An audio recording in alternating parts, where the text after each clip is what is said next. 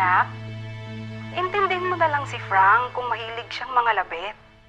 Bakit ba hindi mo mapagbigyan? Mabait naman. Hindi ka naman sinasaktan.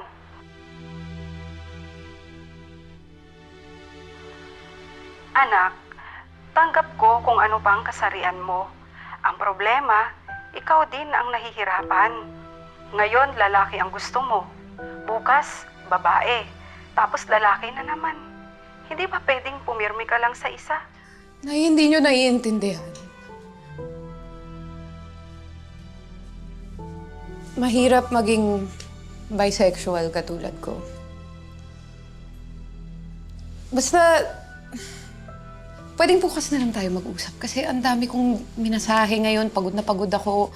Papadalhan ko na lang kayo ng allowance nyo bukas. Ha, Nay? Okay lang? Sige, salamat. Bye-bye.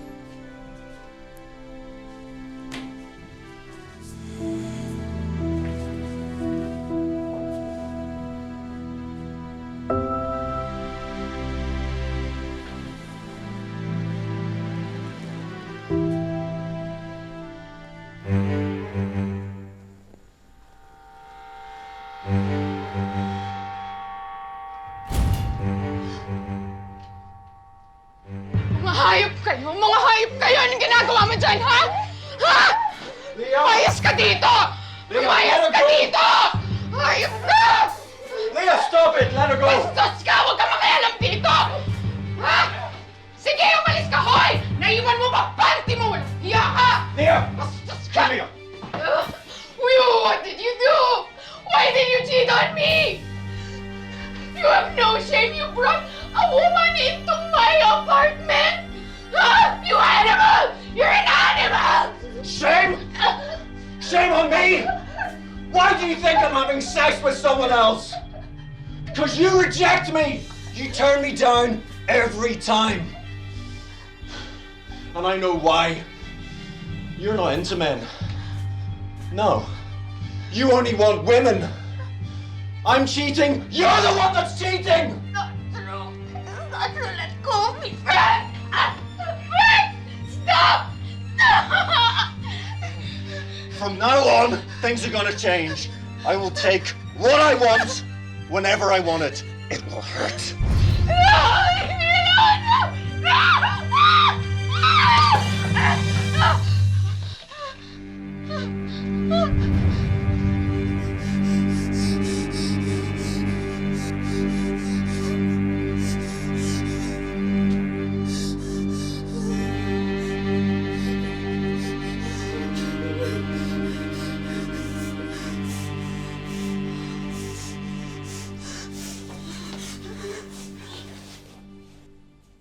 Leia, kailan mo unang nalaman na bisexual ka? Nung 5 years old pa lang po ako, Teta Mel, na nahalata na po ng mga magulang ko na may kakaiba po sa akin. Sabi po ng mama ko po kasi, naninilit daw po ako ng palda ng babae. Ano ba yung bisexual? Kasi ang pagkakaintindi ko sa bisexual is in your preference, no? For your sex partner. Yun yung bisexual, di ba? Opo. Dalawa yung preference Yes mo. po. Pwedeng babae. Sabi nila pwedeng sa babae, pwedeng sa lalaki. Kaya bi. Tama ba yun? Yes po. Ah. Opo. So, nung tumanda-tanda ka na, napatunayan mo ba yon sa sarili mo? Bisexual ka nga talaga? Yes po, Tita Mel. Nagkakagusto po talaga ako sa babae. Oo. Mas lamang po yung babae kaysa sa lalaki po.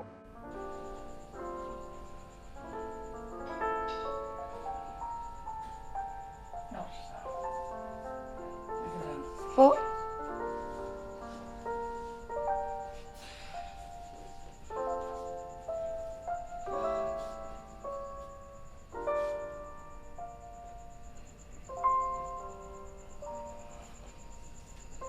Sir. Kakasimula mo pa lang dito. Opo. Mukhang mapapadalas ang pagpapamasahe ko, ah.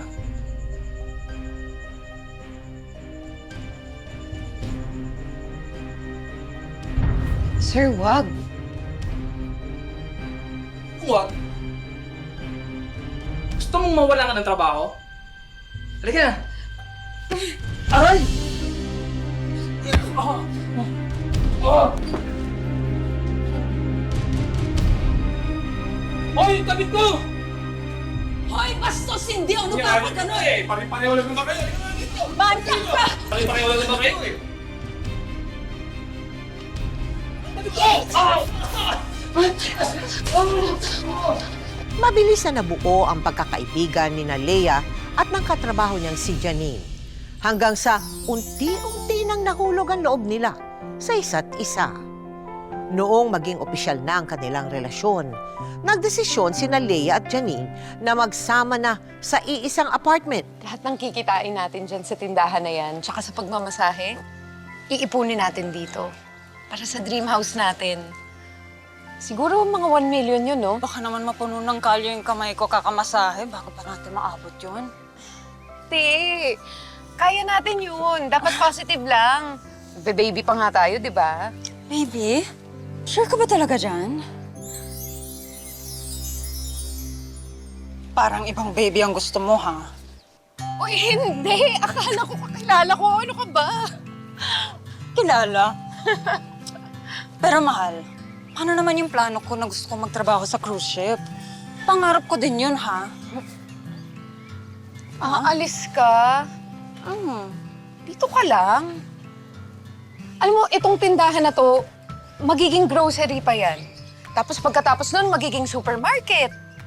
Pero, pupunuin muna natin to. Si Jalea.